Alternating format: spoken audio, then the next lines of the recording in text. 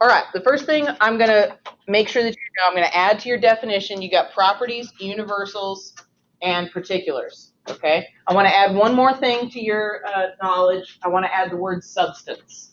Okay, this is going to come in handy here in a little bit. So, know what a substance is. Okay? A substance, these are all kind of definitions, pieces of a definition of a substance. A substance is an entity. Remember talking about entities, right? A substance is an entity. It's a particular thing, and it's continuant. Okay? I think in here we mentioned the idea of a continuing self. Does that sound familiar? We talked about us being continuing selves, right? We look different, we think different, we sound different, and yet it's still me, right? Okay. So a substance is continuant. It's a particular thing that's continuant, okay? It can change properties like height, weight, etc., without fundamentally changing. Okay? We just measured Whitley this morning. He's grown, no joke, 1.5 inches in 2 months. 1.5 inches in 2 months. Okay? Still the same person though, right? Vastly changed. Okay? That means everything in his body has changed a lot in 2 months. Okay? But he's still fundamentally the same. That's because he's a continuing substance. In his case, he's a continuing self because he's a person, right? But he's continuing. He can change properties without changing fundamentally. Okay? All right. It also is basic. A substance is basic. It's not really found in anything, just like I'm not found anything. We're not talking about unborn children here, okay, where they're found inside their mothers. But they're not found in anything. They are themselves. All right? And then finally, it's a unity of parts, capacities, and properties. So, right, again, think about yourself, your person, because that's easy to think about. Okay, you have parts to you. Okay, if you want to know more about that, go to anatomy class with my husband, all right, where they're talking about some interesting things right now. Aren't they, Jesse? I'm not in anatomy, I'm in biology. Oh, well, in biology, they're talking about, talking interesting about things. Genetics. Yeah. Fascinating. Mm-hmm. Okay, so you have parts, okay? You also have capacities, right? Remember, not necessarily like ability at a certain time, but you have a capacity to do it, right? Like to reason and to communicate, okay? And then properties, which is what you look like, your height, your weight, that kind of thing. Are we good? Yeah. Okay, all right. And then finally, a substance, this is really interesting to think about. A substance has what's called causal powers. A substance has causal powers. Yeah, it's not casual, it's causal. Okay, what do you think that means, causal powers? What do you think that means? The ability to, I don't know, bring about a change in their environment or something, everything going on around them. Yeah. Anybody, Comp 1, are you in it or have you taken it? I took it first semester. Yeah. Did you write a cause and effect essay? Yeah. Right? Did you explore a little bit the relationship between causes and effects? Okay. I mean, you might have been a while ago, right? But like, if you have causal power, that means you can affect change. Okay? You can be the cause for some effect, which is kind of cool. I mean, just let your mind ruminate on that for a second. Like, you are a causal force in the universe, right? You can make stuff happen. That's kind of cool. That's kind of cool. And because of that, think about this, because of what cause and effect is, which is change, okay? Because of what cause and effect is, because you are a causal agent, the world is, in the universe, and everything that exists is no longer the same since you entered it. Even if you were a vegetable, it's no longer the same. Because you have effects, you are a causal agent that has effects on other people, of your surroundings, etc. That's the kind of thing that you are. It's pretty cool. So the next question is, right, if we're going to go, into a little application part, what kind of effects are you having? What things are you causing? Are you leaving chaos in your wake as you go through life, right? Or because you are having an effect, because you are, by nature, a causal agent. So what kind of effect are you having? How's that for a little weekend thought experiment? Huh? Okay, so if everybody got the sign-in sheet? Dante, go back. Okay, so everybody got this? We got 4 big terms, okay? A universal, a particular, a property, and a substance. Can you separate those out in your mind, kind of? Now what's the two that are really close? Universals in particular. Universal and property. Universal and property. Yeah. Particular and universal are kind of separate, right? A particular can only be in one place at one time. A universal can be in any number of places at any number of times. Okay? So particulars and universals are kind of opposite of each other, right? Universals and properties are really similar because a property is an example of universal. Okay? At least we think so. Not everybody thinks so, but we think so. Okay? And then you have a substance. Substance and particulars are kind of similar. Right? Because like this, right? You see right up here it says a particular thing, right? A particular, but for our purposes, yeah. Necessarily right. Substance. Yes. Okay, so we've got like particulars and substances, okay? Universals and properties. Does that make sense to you? I just want to make sure you got the terminology down. Okay, now I'm going to skip a few because this is a new PowerPoint. Here's the property stuff. Just a second. Let me do this. Okay, after this we talked about, remember this set stuff? Red, and blue.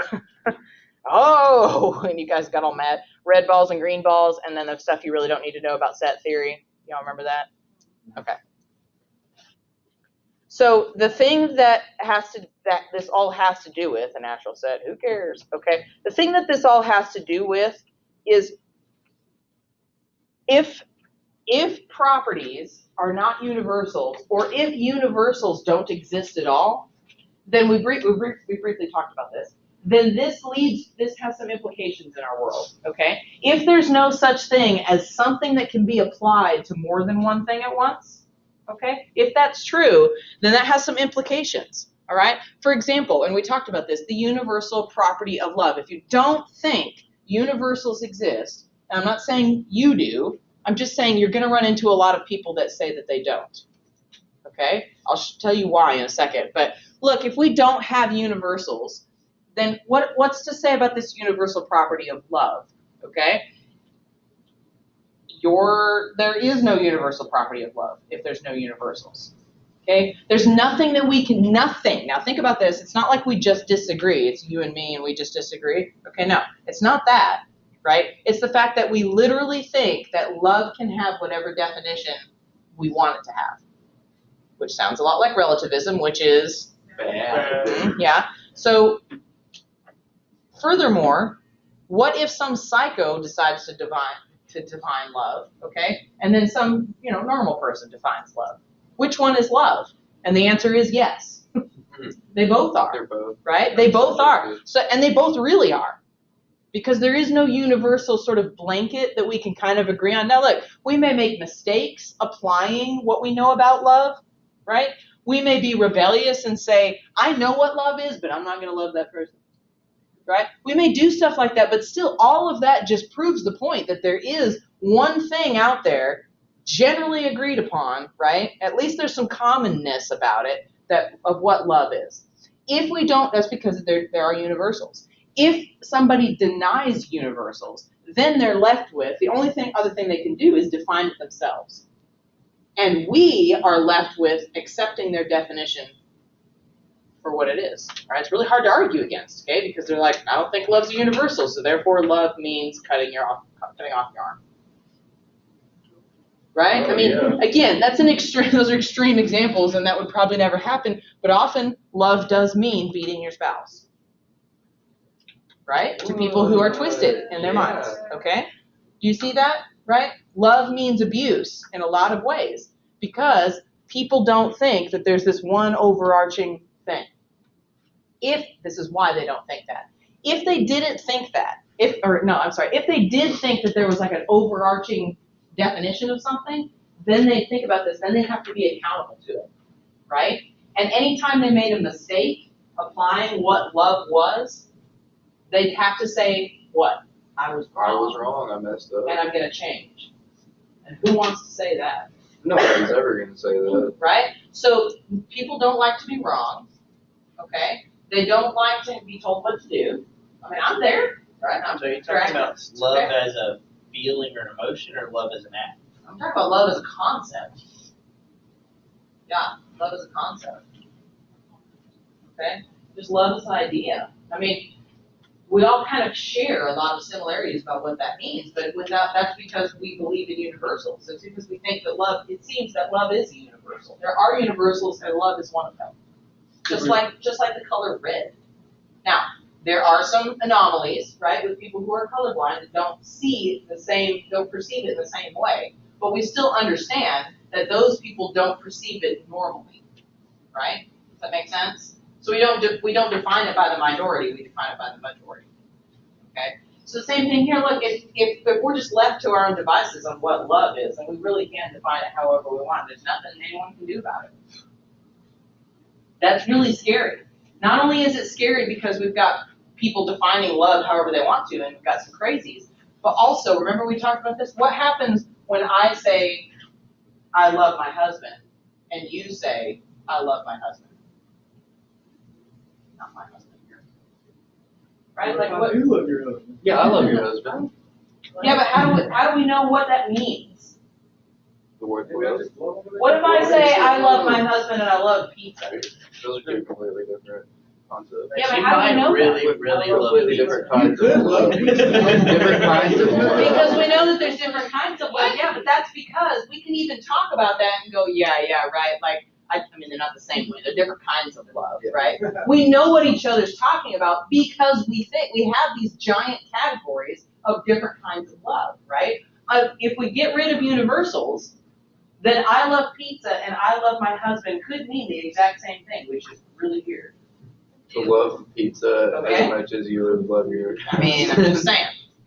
Okay? So look, it leads to, at the core of all this, it leads to moral and religious relativism because even in areas, not just in love, right, but even in areas of morality and religion, we can define what we want to define because there's nothing out there that's absolute, right? We could just say what it is, and that's what it is.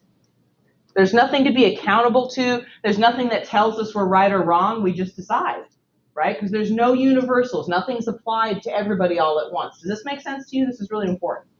Okay? So if that's true, then that means I can choose to define goodness and badness how I want to. I can choose to define God how I want. I can choose to define no God how I want, right? I can choose all of this.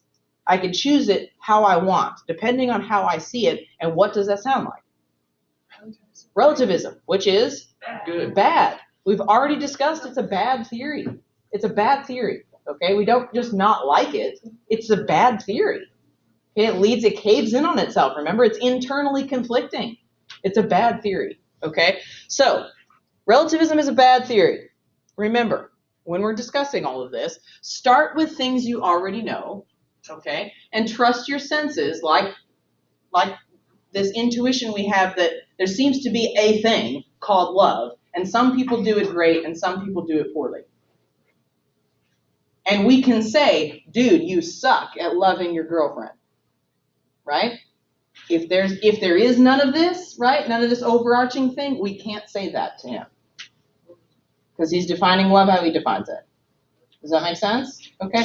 But because our intuitions say, yeah, it seems like we can communicate about this and we understand what each other means. Generally speaking, when we say love, it seems like there is one kind of definition of love. Different applications, different nuances, but generally speaking, there's one, right? Mm-hmm. So it seems like there is something called, at least a concept called universals.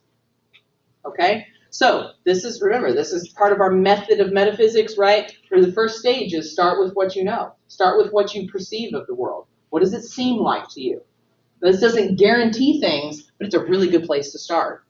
Okay, what does it seem like to you, barring any defeaters? Right? Make sure you're not drunk or really angry or something like that might mess with your thinking. Okay, so let's check our intuition. Continuing on this discussion of universals, does it seem to you that there are, now careful, does it seem to you, I'm not saying whether you agree with it, I'm just saying does it seem to you that there are moral absolutes? Yeah. Like you mean like human decency? Okay, we could call it, yeah, that could be one. Don't kill people for fun. Don't kill people, especially not for fun. Anything else? Just do it if you have Like to. like abuse would be. Seems like that's always wrong no matter what, right? Okay, good. It does seem to us that there are moral absolutes. Does it seem to you that the laws of logic, remember, identity, non-contradiction, and what was the third one? Excluded middle, thank you. Little pop quiz. That the laws of logic are true for all people at all times. Does it seem that way to you? It doesn't seem that anybody's exempt from that, right? Where they like live in some corner of somewhere where the laws of logic aren't there. It seems weird, right? Okay. Does it seem to you that love is a property that many people can have at the same time? I know we're using love, but this is what, like anger, Sure. like would this exist in the same room as this? It can. I would think so. Yeah. I mean, love has associated with it a little more moral value than anger does, right? Like anger seems to be a response. Love is more like an obligation in a lot of ways. Back to like the law, like true for all people. Yeah. Everybody experiences anger. That's true. That's true. They do. And the main thing to realize about that, Van, is that when we say anger, and even when you and I are talking about it right now, when you say everybody experiences anger, I'm like thinking about it, yeah, it seems like they do. We understand each other, and we can understand, we see it in other people, right? And the very idea that you and I can even have that conversation means that there's a general concept of anger that people agree on, and we can communicate about it. Yeah, good example. Okay, does it seem that there is something, or maybe more than one thing, the same about all humans? I mean, apart from the way we look, right, because people look different, but underneath all that, even we think vastly different. We sharply disagree with one another, but there's still something the same about us that makes us us, right? Okay. These are all definitions of, these are all kind of different ways of saying that there seems to be a concept of universals out there, right? Something that can be in more than one place at one time. Okay, that's my argument for, or part of my argument for universals, that they do exist. Okay, but consider the implications. Okay, on you, on your thinking, on people that don't think the same way that you do. There's going to be some things. There seems like there is. It seems like reality that there are some things in the world that just are, right? They are universal to everybody. And if you don't, in as much as you depart from that, you're wrong. Okay, or you do it poorly, or however it applies. Okay, so keep in mind that could be you, right? You can't, just because you want to do something. If you say you agree with universals, just because you want to do something that's apart from that's outside of the normal definition of love, let's say, just because you want to real bad, or think you're justified, or think you deserve it, or whatever, doesn't give you an excuse to do it. You can't just stand there and redefine love as like, well, I want to, underneath, I want to do this. Therefore, this is what love means to me. So therefore, I'm right all the time. Relativism, right? You can't do that just because you want to, you feel like you deserve. Now listen, those feelings are strong. Right? And when you get the shaft, it is really hard to step back in there and say, right? Woosah. Okay? Really hard. Really hard. And you may not, little life lesson, it may not ever be right. It might not ever be made right to you. It might not. But that does not excuse you from stepping outside the boundaries of what we have, these universals that are in place. Okay? It doesn't excuse you to step outside that and to continue to stand there just because you want to or feel like you're entitled to. You can't. It's logically incoherent. You can't do it. Ultimately, if you do choose to stand outside of that and say, I'm going to redefine this because this is what I want to do, and I'm getting mine. Okay? I understand those feelings. I understand that you maybe ought to have a little more, umph in your life or whatever. But if you do that and continue to do that, even knowing that you're outside of the realm of those universals, you're trying to redefine things your own way, it may work for a while. Eventually, it will lead to a point of tension where you're going to have to choose. And you will be leading a logically inconsistent life, which is very unfulfilling. You can fake it for a long time. It'll work for a while. But ultimately, it's really unfulfilling. Yeah. Okay. So there are some theories, right? Some people don't just sit around and talk about love, okay? They do have theories regarding universals, okay? So let's take, as an example to introduce these, let's take two round balls, We're going to name one Socrates, and we're going to name one Plato. Let's just say that they have property agreement. Okay? What does that mean? Same size, same shape, same color, right? Their properties are the same. Make sense? They have property agreement. Okay? How do we account for the agreement? This is kind of like the red, red, blue. How many words are in this sentence? Right? How do we account for the agreement? Okay? There are 3 theories. So here they are. The first one is extreme nominalism. Yeah, you're going to need to know these. Extreme nominalism, and let me tell you, it is extreme. Okay? They say properties, not universals, but properties don't exist. Properties don't exist. Okay? Concrete particulars are the only things that are real. Now, this is kind of hard to explain, but like they think that properties don't exist. They don't think universals exist. So concrete particulars are the only things that exist. That means there's like for every water bottle that looks like this, that's like its own color, its own shape, right? It would be like cylinder 1, and then the next water bottle that's produced is cylinder 2, cylinder 3. So they're not exactly the same. They're all individuals, right? There's not a property of cylindrical that we can apply to all of these bottles. Does that kind of make sense? Yeah. It makes everything extremely unique. It's like there's like no clones in anything. No, because there's no universals and there's no properties. Okay, in this case, like we So talked there's about, no individual. universal- I'm sorry. No universals and no properties, or there's Correct. universals but not properties. There's no. They're pretty extreme. They would say no universals either. Yeah. So in this case, what we have with the 2 round balls, Socrates and Plato, they're both the same size, same shape, same color. We'll say they're red. In this case, we have 2 individual red things. They happen to appear the same to us, but they're not. We can't say that they're the same. It's red 1 and red 2. Yeah, it's really weird. Yeah. It's not intuitive. It's like what? Like That kind of sounds like what was that? True relativism.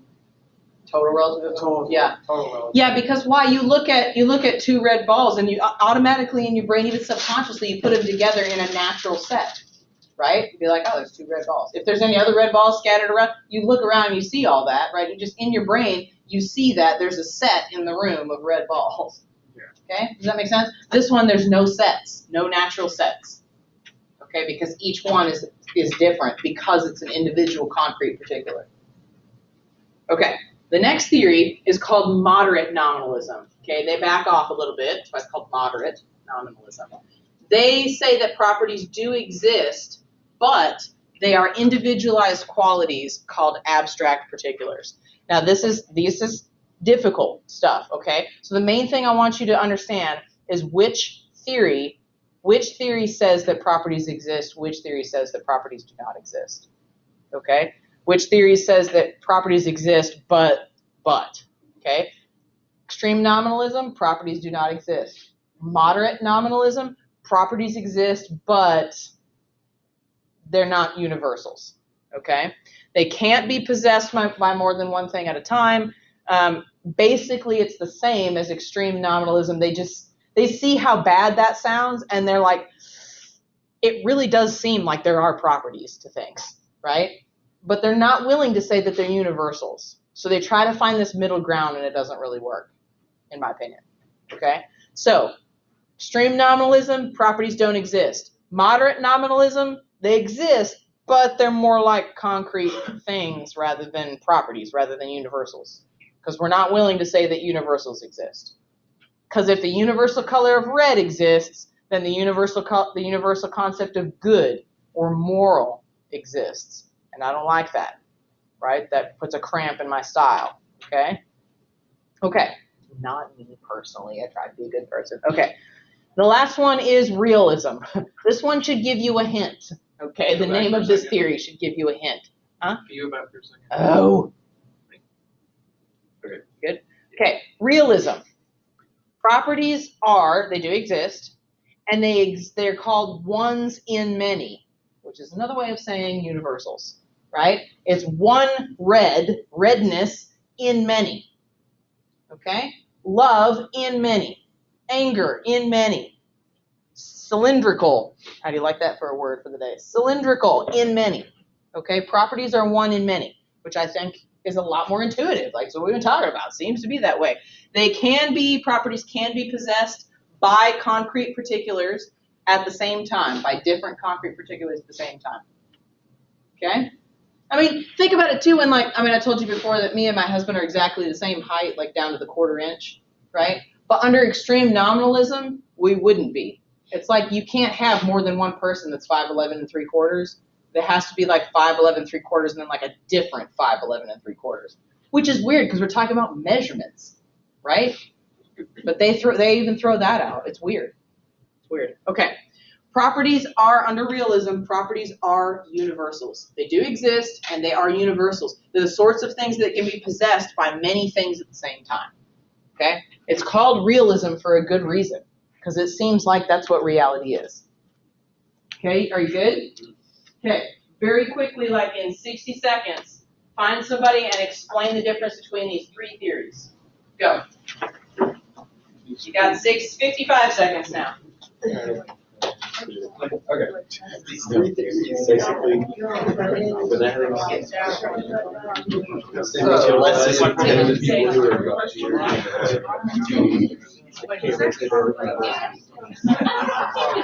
clearly there are people who want to make themselves right. They try to make things more acceptable. 30 seconds. So that those You just gotta do it with the slide. we can't accept this because it really conflicts with us. 15 seconds. Come up with something that just makes sense to us. Something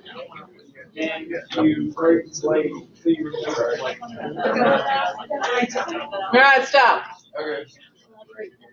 Feel okay? Yeah. Know that you can separate out in your mind the difference between the 3. Yeah. For the most part. Okay. Got it. Okay. Which of these 3 that we just discussed explains the intuition that we have that Socrates and I should say Plato, not Pluto. Socrates and Plato, the 2 balls we were talking about that we named, right? Stop it, man. Stop.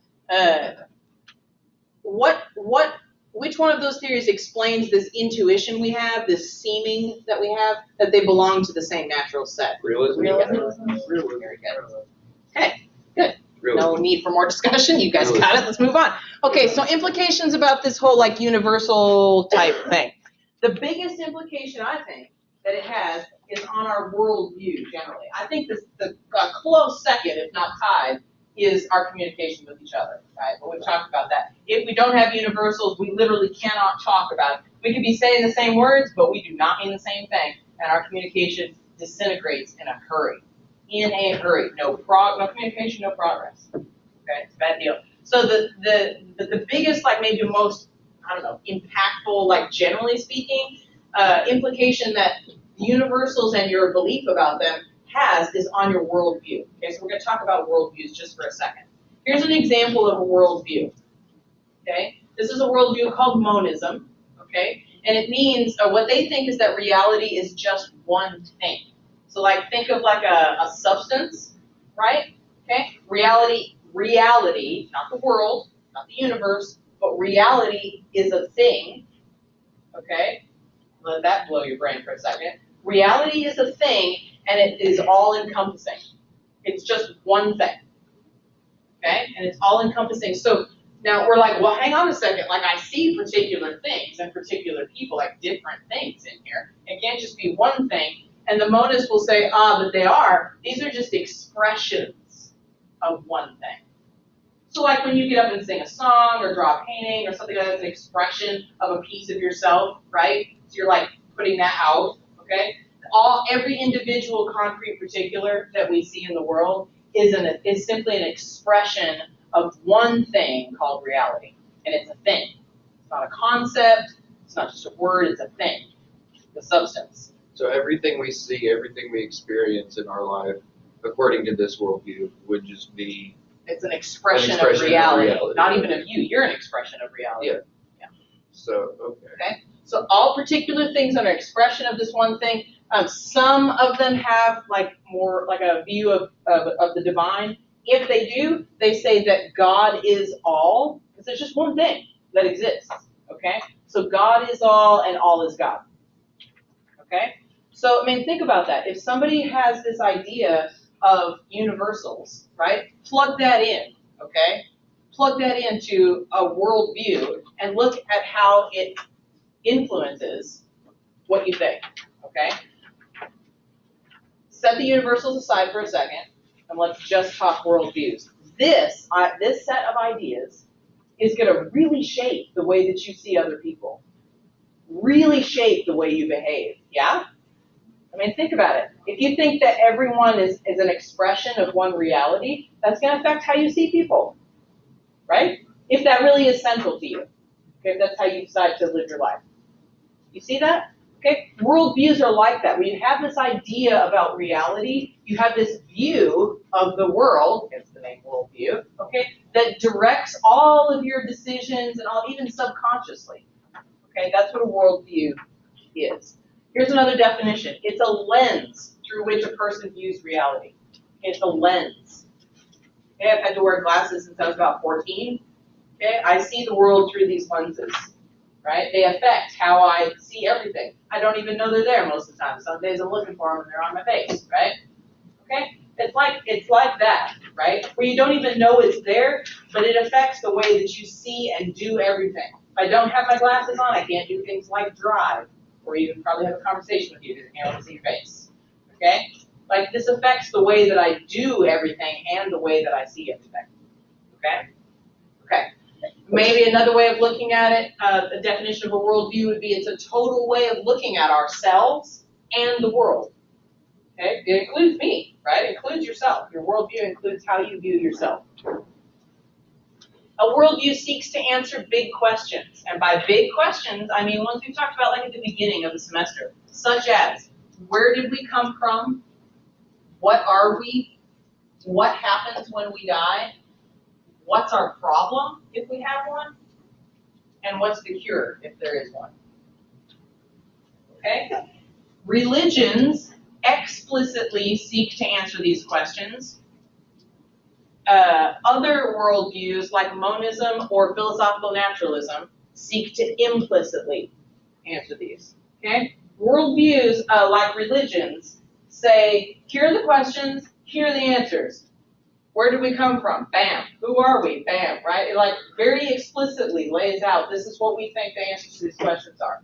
Okay? Implicit worldviews like monism or philosophical naturalism doesn't just come out and say, this is who you are, this is why you're here, this is our problem. It doesn't say that. But it leads you to conclusions about those things based on the way that you view the world. Okay, so it's a little more implicit. It just implies who we are and what we are. It doesn't explicitly say it like religions do. But the point is, both of these categories are worldviews. Okay? Religions are worldviews. Not all worldviews are religions, but all religions are worldviews. Okay? Okay. Just said that. Here's a fun example. Atheism definitely is a worldview, but is it a religion? Does it make explicit claims about who we are, why we're here? It just says there's no reason like for any of this. But like, does it make an explicit claim? that there is no God. Depends on the version, right? New atheism, which is kind of or neo-atheism, which is the movement that's going on right now, is a lot more explicit. Really? Yeah, they're a lot more direct about what they think. Because everything I know about atheists is they just believe that there's no God. That's the only explicit. Would that be non-denomination? They don't believe in like nothing. They They don't just believe think when in you die, you're not going. That'd be non-denomination. I'm trying to think. Non-denomination? Christianity. Yeah. Denominations are inside of, generally speaking, inside of Protestantism. So you've got Christianity. Generally inside Christianity, you have Catholicism, Protestantism. Inside Protestantism, you have Baptist, Pentecostal, like Assembly, right? All of those denominations. So a church or something that claims to be non-denominational isn't affiliated with any of those denominations, but they are Christian, and specifically Protestant Christian. Yeah. But like, you know, a Pentecostal, Baptist, Assembly of God, right, Christian church, all those different denominations aren't different religions, you understand? They're different branches based off of theological differences, or sometimes just practice differences. Okay. All right. That's the whole side. Okay. Let's think about a puzzle, real quick, and then we'll. Oh man, we're almost done. We'll do this. This is good stuff right here. This is fun. For those of you that aren't sure whether or not the mind of the soul exists, that'll be a good conversation that we'll have on Monday. Okay, so real quick, and then we'll be done. Okay, so think about this as far as worldviews. Think about it as a puzzle. Okay, Witt right now is really into puzzles. Like he doesn't sit still for anything but puzzles. He'll stand there and just work at it. It's pretty cool to watch actually. But look, when he's missing a piece, right? He gets there and he realizes he can't see the whole picture. And so he's looking around for pieces and stuff like that. That's kind of how worldviews are, right? You've got these pieces you get from the way you were raised, from your religion, from your, experiences you've had, right? Your biology, okay? Lots of things like that that go in together, okay? To create for you a picture of what the world's like, right? Who you are, who the world is, why you're here, what's this all about, those things, okay? Your worldview creates a picture of the answer to those questions. But here's the deal. A lot of people are missing really important pieces to their puzzle. They just flat don't know the answers to those questions. And here's the really scary part. They don't care. The things that could, the most impactful things that could change their behavior and affect the way they see other people, other humans, other causal agents in the world, they don't know. They don't know those things. And they don't care. That's really scary. And really selling yourself short, right? Okay, and then the other problem is many people have pieces from various worldviews all mixed together, right? So Witt was putting together a puzzle the other day, and he tried to fit this piece in there, and it's from the wrong puzzle, right? And he's like, oh, it won't go in. He doesn't realize why, because it's generally the same color, but it's from the wrong puzzle, right? So people are trying to cram in from different worldviews, right? All of these together to form one picture, and it's not working out. It's not working out. Okay? If the worldview isn't accurate and if it's not complete, right? If it's just a pile of pieces, that really does lead to frustration. Why? Because your view of the world, your view of yourself in the world is not, you don't know what it is. So basically you're just shooting from the hip. Okay? Flying by the seat of your pants. Just doing life. I don't know. So in other words, what's happening is life is happening to you rather than you doing it. That's a sad place to be. Don't be those people, right? Be better than that. Be better than that. Don't let it just happen to you. You don't got time for that. You're way too valuable for that. Your thoughts are way too great for that. Don't let it just happen to you, okay? The reason why that some people have various pieces mixed together and it causes frustration is because the worldviews are competing, okay? This is the last thing we'll talk about, but we've talked about it before. Can't have competing claims both being true at the same time. Worldviews do make competing claims. For example, there's only one creator God versus there are many gods. Those are claims of two different worldviews. Okay? Souls of humans are reincarnated upon death is a claim of a worldview. Souls of humans are not reincarnated upon death. That's another claim of a worldview. Those two both cannot be right. People subscribe to them both, but they can't both be right. They can both be wrong, but they can't both be right. So this is why people are like picking and choosing what they want, right, and trying to cram it into a one puzzle when they can't because they conflict. Okay? Not supposed to go there. But they pick what they want and they try and make it work. Yeah, like coherentism, yeah. Right? You jam it in there and try to make it work, yeah. Okay. Here's some worldviews we'll talk about, and we'll talk about the mind-body problem. And I will post a reading for you that'll be due over the weekend. So on Monday we're going to finish, we're going to review, and then Wednesday we're going to test. Whew. We're making it. We're almost done.